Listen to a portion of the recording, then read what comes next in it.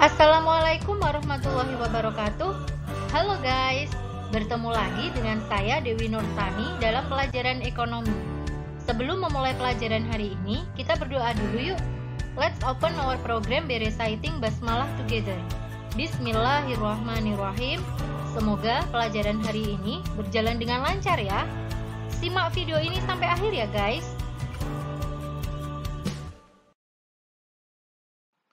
Pembahasan soal seleksi kompetisi sains tingkat kabupaten tahun 2020 bidang ekonomi nomor 36 sampai 40. Buat kalian yang kelas 10 dan kelas 11, kebetulan soal nomor 36 sampai nomor 40 ini adalah materi akuntansi. Kalian kan belum pernah mendapatkannya ya. Jadi saya akan mencoba menerangkannya dengan cara yang lebih sederhana atau langsung pada trik-triknya aja. Oke, kita mulai dari soal nomor 36. Biro Jasa Maju yang bergerak di bidang jasa ekspedisi mempunyai sebagian transaksi keuangan sebagai berikut. Nah, kita langsung ke soalnya. Pencatatan persamaan dasar akuntansi yang benar ditunjukkan oleh nomor. Nah, ini kan materi tentang persamaan dasar akuntansi. Nah, untuk menyelesaikan persamaan dasar akuntansi, kalian harus memahami konsep bahwa harta itu harus sama dengan utang ditambah modal. Yang termasuk harta itu adalah kas, piutang, perlengkapan, dan peralatan. Jadi jika keempat kolom ini dijumlahkan, hasilnya harus sama dengan utang ditambah modal. Nah, oke. Sampai sini paham ya? Kita langsung analisis satu persatu. Yang pertama yaitu membayar gaji karyawan sebesar 5 juta. Sekarang bayangkan kalau kamu itu adalah bendahara Biro Jasa Maju. Ketika kamu membayar gaji karyawan sebesar 5 juta, bayar gaji kan pakai uang. Uang itu adalah kas. Berarti kasnya berkurang. Nah, nomor 1, kasnya berkurang 5.000. Kenapa di sini tulisannya 5.000? Ya karena di sini ada tulisan dalam ribuan rupiah. Artinya semua angka yang ada di sini dikalikan 1.000. Jadi 5.000 itu artinya 5 juta. Dan sudah betul, dikurung. Kalau berkurang itu diberi tanda dikurung seperti ini. Kurung buka, kurung tutup seperti ini. Ini betul ya, kas berkurang 5.000. Oke, nah sekarang akun mana lagi yang berpengaruh? Karena tidak mungkin hanya satu akun saja. Karena membayar gaji karyawan itu bukan piutang, bukan pula perlengkapan, bukan peralatan, bukan utang, maka pasti masuk ke modal. Ya, ketika membayar gaji otomatis kas perusahaan itu berkurang dan modal perusahaan itu berkurang. Nah, berkurang berarti diberi tanda kurung ya. Keterangan betul ini ditulis beban gaji. Maka soal nomor 1, poin nomor 1 ini benar. Kemudian kita lanjut ke poin 2. Dibeli dari toko sekawan peralatan kantor senilai 20 juta. Dibayar tunai 15 juta. Kekurangannya dibayar akhir bulan berjalan. Oke, pertanyaan saya, kalau kamu membeli tas, maka tasmu bertambah atau berkurang? Bertambah kan? Nah, sama dengan soal nomor 2 ini, ketika membeli peralatan, berarti kan peralatannya bertambah sebesar 20 juta. Maka nomor 2 di sini seharusnya tertulis peralatan 20.000. Tapi kosong, malah ditulis di kolom perlengkapan. Nah, ini berarti salah. Seharusnya kan di sini 20.000. Nah, baru dibayar 15 juta, berarti kasnya harus berkurang 15.000. Kurung buka, 15.000 kurung tutup. Nah, ini yang benar seharusnya. Nah, jadi seperti itu ya. Nah, kalau harganya 20.000, baru dibayar 15.000, berarti utangnya berapa nih? Berarti utangnya nambah apa berkurang? Nambah kan? Utangnya bertambah 5.000. Nah, untuk nomor 2, pencatatan yang benar seperti ini. Berarti nomor 2 ini saya nyatakan salah, poin 2 ini. Maka yang ada poin 2 bisa langsung kalian coret. Nah, seperti ini. D ini ada 2. Nah, seperti itu ya. Kita analisis poin 3. Diterima pelunasan dari pelanggan atas jasa yang telah dikerjakan bulan lalu sebesar 5 juta. Nah, ketika menerima pelunasan berarti kan dapat uang ya, sebesar 5 juta. Ini betul, kasnya bertambah 5.000, tetapi pelunasan pelanggan itu bukan modal yang berkurang. Kamu lihat aja nomor 3 ini sebenarnya tanpa saya lihat akunnya itu nggak imbang. Lihat, kenapa kas ini bertambah 5.000 sedangkan modal berkurang 5.000? Ini kan nggak imbang kan? 5 sama dengan 0 minus 5. Nah, ini kan nggak imbang.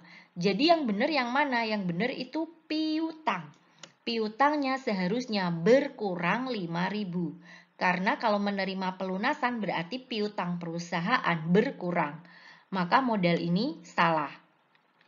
Maka poin 3 ini saya nyatakan salah. Kalau ada jawaban 3 bisa langsung kalian coret. Nah, ini A udah dicoret. Oke, kita lanjut ke pembahasan poin 4. Dibeli perlengkapan kantor seharga 2.500.000. Nah, membeli perlengkapan berarti perlengkapannya bertambah. Kita cek nomor 4, perlengkapan, kolom perlengkapan bertambah 2.500. Nah, ini udah betul. Nah, di sini tidak ada keterangannya membeli secara tunai atau kredit. Ketika tidak ada keterangan di sini, maka dianggap pembelian itu secara tunai. Kalau membeli secara tunai, maka kan menggunakan uang. Uangnya berkurang. Uang itu adalah kas. Nah, kasnya berkurang. Kalau berkurang itu dikurung. Nah, ini betul. Kasnya dikurung 2.500. Nah, ini udah imbang. Minus 2.500 ditambah 2.500 kan 0. Nah, utangnya 0, modalnya juga 0. Maka sudah imbang. Nah, berarti nomor 4 ini saya nyatakan betul. Nomor 5. Dibayar kepada toko sekawan pembelian peralatan kantor yang dibeli awal bulan lalu. Nah, berarti ini dari kalimat ini sebenarnya itu melunasi. Membeli peralatannya udah awal bulan, nah sekarang dilunasi. Nah, berarti utangnya berkurang. Nah, bisa dilihat. Ini semula utangnya 5.000, kemudian dilunasi berarti utangnya berkurang. Dikurung, sudah betul. Melunasi itu kan pakai kas ya, pakai uang, maka kasnya berkurang. Nah, betul. Kasnya sudah dikurung 5.000 berarti nomor 5 ini saya nyatakan betul. Kita ke nomor 6. Diterima pinjaman dari Bank Mandiri sejumlah 30 juta. Menerima pinjaman. Kamu kalau dapat pinjaman itu kan duitmu bertambah apa berkurang? Bertambah kan? Duit kalau bertambah itu adalah kas. Kasnya bertambah. Nah, nomor 6 kas bertambah 30.000 itu betul. Nah, sekarang pinjaman. Pinjaman itu adalah utang. Kalau kamu dapat uang dari pinjaman berarti kasnya bertambah, tetapi utangmu juga bertambah. Nah, cek ini utang. Nah, di sini malah kosong. Nah, ini berarti salah. Seharusnya utang bertambah 30.000. Ini malah ditulis di modal. Seharusnya ditulis di utang, bukan di modal. Maka poin 6 ini saya nyatakan salah. Kalau ada jawaban 6 bisa langsung coret. Maka jawaban yang benar adalah 1, 4, dan 5. C. Nomor 37. Jurnal umum sebagian yang dibuat oleh Rental Jamilah pada 3 Desember 2019 adalah sebagai berikut. Pertanyaannya, transaksi berikut yang sesuai dengan jurnal umum di atas. Nah, ini materi tentang jurnal umum ya. Nah, materi tentang jurnal umum itu hanya bisa dibuat ketika transaksi itu sudah terjadi. Kalau transaksi itu belum terjadi, maka tidak bisa dibuat jurnal umumnya. Jadi untuk poin B, Rental Jamilah akan menyewakan mobil dengan harga 18.200.000 akan, nah ini berarti salah. Jangan dipilih karena akan, belum kejadian, maka poin B ini saya nyatakan salah. Juga poin E, Rental Jamilah akan. Nah, ini masih akan juga. Berarti ini jangan dipilih. E juga salah. Nah, berarti fokus kita tinggal A, C, sama D. Itu ya, kita pahami dulu nih jurnal umumnya. Kas di posisi debit. Kas kalau di posisi debit itu kasnya bertambah. Kas bertambah 12.200.000. Piutang usaha itu adalah golongan dari harta, sama dengan kas tadi. Kas itu adalah golongan dari harta. Golongan dari harta itu kalau posisinya di debit, maka dia bertambah. Maka piutang usaha ini pun bertambah. Oke, nah sekarang pendapatan jasa. Pendapatan jasa ini ada di posisi kredit. Pendapatan kalau di posisi kredit, artinya pendapatan tersebut bertambah. Oke, kita cari transaksi yang menyebabkan kas bertambah 12.200.000, piutang bertambah 6 juta, dan pendapatan jasa bertambah 18.200.000. Kita ke poin A. Rental Jamilah telah menyewakan mobil dengan harga 18.200.000. Dari jumlah tersebut diterima. Nah, dapat duit nih, dapat kas sebesar 12.200.000. Kasnya bertambah, betul. Sampai sini betul. Dan sisanya akan diterima 1 minggu kemudian. Punya pendapatan, nah ini betul pendapatan bertambah, ada di posisi kredit 18.200.000. Tetapi duitnya baru diterima 12.200.000. Nah, sisanya apa? Sisanya adalah piutang. Piutang usaha, piutang itu contohnya adalah pendapatan yang belum diterima. Nah, ini kan belum diterima yang 6 juta. Nah, jadi untuk A ini saya nyatakan betul. Bisa langsung kalian pilih sih, tapi akan saya bantu coba untuk menganalisis yang lain, kenapa yang lain juga bisa salah. C. Rental Jamilah telah menyewakan mobil dengan harga 12.200.000 dari total 18.200.000. Nah, ini agak ambigu juga sih soalnya. Telah menyewakan mobil 12.200.000 dari 18.200.000. Nah, ini nggak jelas. Yang 6 juta ini kemana? Yang 6 juta ini mau dijadikan piutang atau bonus atau apa? Ini nggak jelas. Atau yang 18.200.000 ini adalah total keseluruhan harga mobil yang dia punya, tetapi yang disewakan hanya 12.200.000. Nah, soal C ini agak nggak jelas juga. Ataupun misalnya kalau kalian menyewakan mobil dengan harga 12.200.000, maka jurnalnya adalah kasnya di debit, pendapatan jasanya di posisi kredit. Maka poin C ini saya nyatakan salah. D. Rental Jamilah telah menyewakan mobil dengan harga 12.200.000.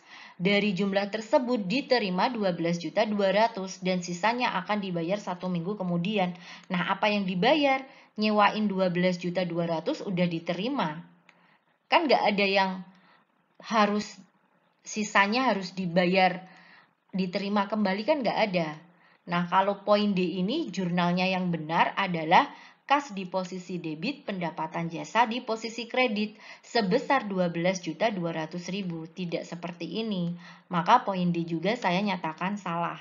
Maka untuk nomor 37 jawaban yang benar adalah A. Soal nomor 38. Pada tanggal 1 September 2019 dibayar biaya pemasangan iklan pada majalah Carmila sebesar 5 juta untuk 10 kali terbit dan dicatat sebagai beban iklan. Nah, saya garis bawah ini. Sampai dengan tanggal 31 Desember 2019 ternyata iklan yang sudah diterbitkan 4 kali. Dari data tersebut, ayat jurnal penyesuaian yang tepat adalah, nah nomor 38 ini adalah materi tentang jurnal penyesuaian. Ada yang tidak sesuai, maka perlu dibuat jurnal penyesuaian. Nah, nomor 38 ini adalah jurnal penyesuaian untuk kasus beban dibayar di muka. Nah, ketika ada beban dibayar di muka, harus terbit 10 kali, bayarnya di awal. Nah, maksudnya seperti itu, beban dibayar di muka. Saya punya trik nih. Triknya adalah cara membuat jurnalnya, kreditkan data yang ada, debitkan lawannya. Nah, kita cek data yang ada itu apa. Nah, ini udah saya garis bawahi. Data yang ada itu beban iklan. Kalau data yang ada beban iklan, maka beban iklan ini kita taruh di posisi kredit. Kredit itu posisi yang ada di bawah yang agak menjorok. Nah, seperti ini. Ini posisi kredit, harus beban iklan. Nah, ini betul, beban iklan di posisi kredit. Nah, untuk poin B, ini posisi kreditnya iklan dibayar di muka, maka poin B ini salah. C ini juga salah karena di posisi kreditnya iklan dibayar di muka, maka C juga salah. Nah, D ini posisi kreditnya beban iklan, ini udah betul. E posisi kreditnya iklan dibayar di muka. Nah, E ini juga salah. Oke, sekarang debitkan lawannya. Lawan dari beban iklan adalah iklan dibayar di muka, maka debitnya harus iklan dibayar di muka. A iklan dibayar di muka, D iklan dibayar di muka. Oke. A dan D ini Debit dan kreditnya udah betul semua, yang membedakan hanya angkanya. Maka kita cari nih angkanya sebesar yang berapa. Jika di data yang ada itu beban, maka ini menggunakan metode beban. Jika menggunakan metode beban, maka angkanya sebesar yang belum terlewati. Nah, biar kalian cepat hafal, metode beban. Ini kan di data beban ya, maka ini metode beban. Angkanya sebesar yang belum. Beban, belum. Nah, kita hitung nih. Berapa yang belum terbit? Tadi kan disuruh terbit 10 kali. Tapi baru diterbitkan 4 kali, berarti yang belum terbit 6 kali. Nah, kita hitung nih, 6 per 10 kali 5 juta. 10 dapat dari mana? Dapat dari ini, 10 kali terbit ini. 6 per 10 kali 5 juta hasilnya adalah 3 juta, maka jawaban yang benar adalah 3 juta. Nah, A ini adalah 2 juta, berarti A ini salah. Nah, D ini betul. Nah, berarti jawabannya adalah D. Oke. Sebenarnya udah selesai nomor 38, tapi saya ngasih tips aja buat kalian kalau misalnya menemukan soal seperti ini tapi metode harta. Jadi ada dua metode ya, metode beban dan metode harta. Yang baru kita pelajari tadi metode beban. Jika ternyata nanti kalian menemui datanya di sini adalah iklan dibayar di muka, itu adalah metode harta. Maka angkanya itu sebesar yang hilang. Debit kreditnya masih menggunakan ini, kreditkan data yang ada dan debitkan lawannya, tapi angkanya kalian ganti. Jangan sebesar yang belum, tapi sebesar yang hilang. Harta hilang. Kalau metode beban, belum. Tapi kalau metode harta, angkanya sebesar yang hilang. Oke? Soal nomor 39. Salon Mahambara per 31 Desember 2019 mempunyai data keuangan sebagai berikut. Pertanyaannya, berdasarkan data tersebut besarnya modal Mahambara pada awal periode adalah. Nah, ini adalah materi tentang laporan keuangan ya. Laporan keuangan itu ada 3, laporan laba rugi, laporan perubahan modal, dan neraca. Nah, ini tentang laporan perubahan modal. Untuk mencari modal akhir, rumusnya adalah modal awal ditambah atau dikurangi laba atau rugi. Jadi ini memilih ditambah atau dikurangi, tergantung ya. Kalau laba berarti ditambah, kalau rugi berarti dikurangi. Nah, setelah itu dikurangi prefer. Nah, tapi pada nomor 39 itu yang ditanya adalah modal awalnya, bukan modal akhir. Oke, kita cek, tinggal pindah ruas aja kalau seperti itu ya. Modal akhirnya ini 65.600.000. Oke, udah ada. Nah, ini laba ruginya yang nggak ada. Kita hitung dulu nih. Untuk mencari laba rugi itu pendapatan dikurangi beban. Nah, ini pendapatannya kan 33.200.000. Bebannya 24.700.000. Tinggal kita tulis aja, maka ketemu sebesar 8.500.000. Nah, karena hasilnya positif, maka perusahaan ini mengalami laba. Nah, kalau laba berarti ditambah apa dikurangi tadi? Ditambah kan? Nah, oke, sekarang kita masukkan angka-angkanya ke sini aja ya. Modal akhirnya 65.600.000, modal awalnya ditanyakan, kemudian ditambah 8.500.000, kita memilih ditambah karena perusahaan laba, kemudian dikurangi prefer. Oke, sekarang kita pindah ruaskan angka-angka ini. 65.600.000 kita pindahkan menjadi minus 8.500.000, kita pindahkan menjadi ditambah 1 juta, hasilnya adalah modal awal. Maka ketemu modal awal sebesar 58.100.000. Nah, jawaban yang benar adalah C. Soal nomor 40. Diketahui data yang terdapat pada neraca saldo perusahaan jasa PO Selamat Selalu per Desember 2019 dalam ribuan rupiah sebagai berikut. Nah, pertanyaannya dari data di atas pencatatan jurnal pembalik yang benar adalah, nah ini berarti materi tentang jurnal pembalik. Jurnal pembalik itu adalah jurnal yang membalik dari jurnal penyesuaian. Jadi jurnal penyesuaian tinggal dibalik aja. Nah, itu namanya jurnal pembalik. Tetapi tidak semua jurnal penyesuaian itu dibuat jurnal pembalik. Hanya jurnal penyesuaian kasus-kasus tertentu saja. Ada 4 kasus saya catatkan di sini.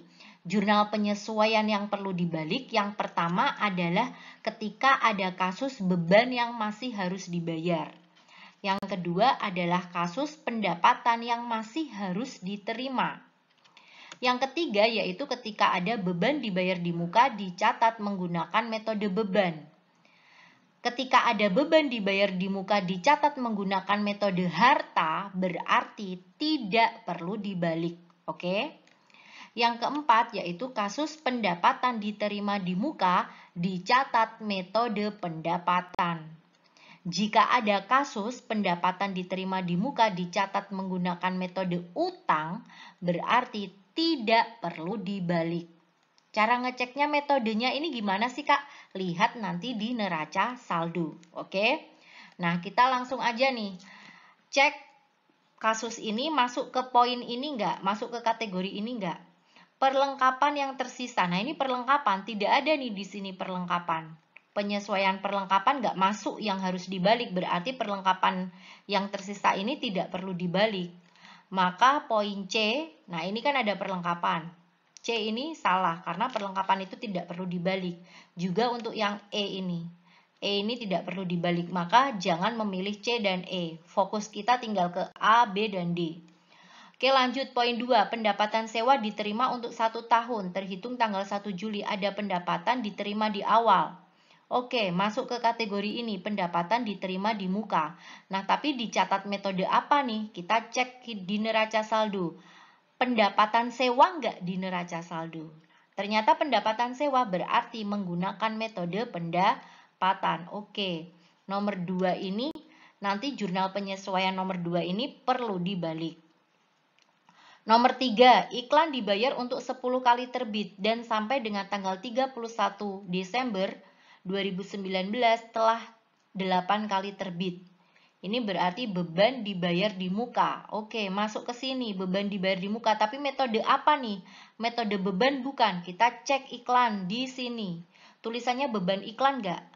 Nah, ternyata tulisannya iklan dibayar di muka. Tidak beban iklan, berarti ini menggunakan metode harta. Maka nomor 3 ini tidak perlu dibalik. Nah, kalau ada iklan, nah ini nggak ada kebetulan. Nah, kalau ada iklan misalnya bisa langsung kamu coret. Oke. Lanjut ke 4. Gaji terutang untuk periode gaji terutang. Nah, ini berarti ada gaji yang belum dibayar. Beban yang masih harus dibayar. Oke, ini berarti perlu dibalik ya. Nah, ternyata yang perlu dibalik hanya 2 dan 4 saja, nomor 4. Oke, sekarang kita buat jurnal penyesuaiannya dulu, karena jurnal pembalik itu kan membalik dari jurnal penyesuaian. Kita ke nomor 4 aja. Gaji terutang, ada beban gaji belum dibayar, berarti bebannya bertambah, utangnya bertambah. Saya tulis di sini jurnal penyesuaian untuk nomor 4, beban bertambah itu di posisi debit, 800.000 sesuai angka di sini. Utang gajinya bertambah, utang gaji bertambah di posisi kredit. Beban bertambah di debit, utang bertambah di kredit. Oke. Nah, sekarang dari jurnal penyesuaian ini kita buat jurnal pembaliknya dengan cara dibalik aja. Debitnya utang gaji 800.000, kreditnya beban gaji 800.000. Betul nggak kayak gitu? Beban gaji. Nah, ini salah ya. Seharusnya kan utang gaji di posisi debit. Ini malah beban gaji di posisi debit. Oke, berarti jawaban A ini salah. Lanjut kita buat jurnal penyesuaian untuk poin yang kedua, yaitu pendapatan sewa diterima untuk 1 tahun terhitung tanggal 1 Juli 2019. Ini kan pendapatan sewa di posisi kredit. Maka jurnal penyesuaiannya kita debitkan. Debitnya pendapatan sewa, kreditnya adalah lawannya. Debitnya pendapatan sewa 1.800.000, kreditnya lawan dari pendapatan sewa itu sewa diterima di muka sebesar 1.800.000. Mungkin ada yang tanya, ini 1.800.000 dapat dari mana? Dapat dari yang belum dilewati, karena ini menggunakan metode pendapatan. Yang belum dilewati berapa? Ini kan 1 Juli ya. Nah, padahal ini Desember 2019. Juli sampai Desember itu berapa bulan? Kita hitung. Juli, Agustus, September, Oktober, November, Desember, 6 bulan. Berarti yang belum dilewati berapa? 6 juga kan? Maka yang belum dilewati B 6/12 kali 3.600.000. 12 ini dapat dari 1 tahun. Hasilnya adalah 1.800.000. Nah, seperti ini. Nah, kalau sudah ketemu jurnal penyesuaiannya, maka jurnal pembaliknya tinggal dibalik aja. Dari jurnal penyesuaian, debitnya sewa diterima di muka, kreditnya pendapatan sewa sebesar 1.800.000. Oke, kita cari mana jawaban yang sama seperti ini. Nah, sewa. Ini sewa diterima di muka 1.800.000, kreditnya pendapatan sewa. Oke, B ini betul ya. Kalau D ini debitnya malah pendapatan sewa. Oke, D ini salah, berarti jawaban yang benar adalah B. Oke, terima kasih yang sudah menyimak video ini sampai akhir. Semoga tugas-tugas kalian lancar. Wassalamualaikum warahmatullahi wabarakatuh.